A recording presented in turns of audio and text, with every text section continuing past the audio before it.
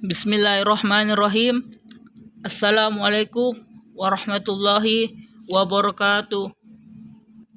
Alhamdulillahirabbil alamin. Wassalatu wassalamu ala asrofil anbiya'i war mursalin Sayyidina Muhammadin wa ala alihi wa sahbihi ajmain, amma ba'd.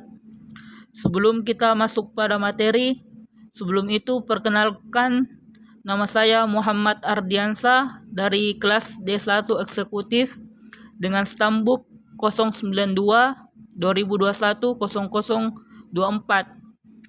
Saya akan mempresentasikan hasil diskusi saya yang berjudul Pembangkit Listrik Tenaga Biomasa. Yang pertama itu, apa itu pembangkit listrik?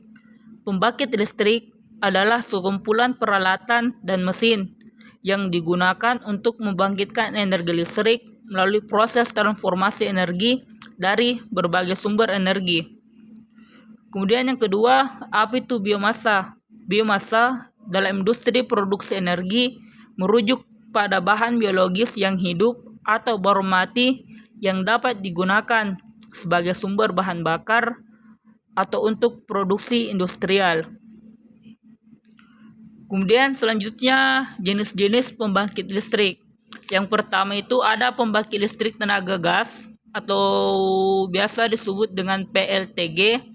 Kemudian yang kedua pembangkit listrik tenaga uap atau biasa disebut dengan PLTU.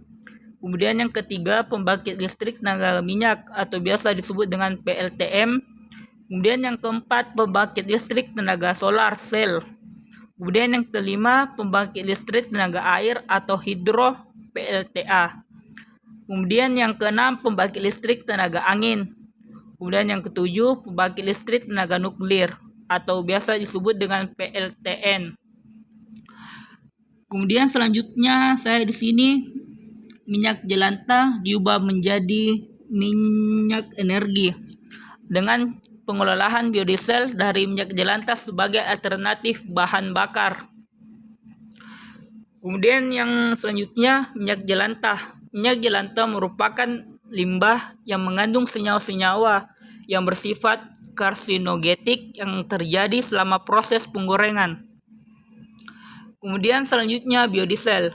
Biodiesel merupakan salah satu jenis bahan bakar yang diproduksi dengan menggunakan minyak nabati atau lemak hewan melalui proses transesterifikasi atau proses esterifikasi dengan bantuan alkohol dan katalis minyak goreng bekas. Kemudian kelebihan minyak jelantah sebagai biodiesel. Minyak jelantah sebagai bahan baku dalam proses pembuatan biodiesel setidaknya dapat memberikan manfaat seperti dapat mengurangi limbah ke lingkungan hidup, memberikan manfaat dari segi ekonomi, dan dapat mengurangi emisi gas rumah kaca. Kemudian selanjutnya dengan tabel. Kemudian prosedur pertama itu minyak goreng bekas dengan kemudian selanjutnya melakukan filtrasi dengan filter paper. Kemudian minyak lemak ke transesterifikasi atau menjadi dengan sodium metoksida. Ini dengan dipanaskan pada suhu kurang lebih 65 derajat Celcius selama kurang lebih 30,60 menit. Setelah itu disilting. Setelah disilting didiamkan selama 1 jam. Setelah didiamkan 1 jam terdapat 2 bagian. Yang pertama itu ada bagian bawah dan bagian atas. Bagian bawah tersebut yang disebut dengan gliserol nggak diambil. Jadi yang diambil itu bagian atas ester metil atau etil asam lemak. Kemudian ester metil atau etil asam lemak ini dilakukan permunian dengan bleaching earth.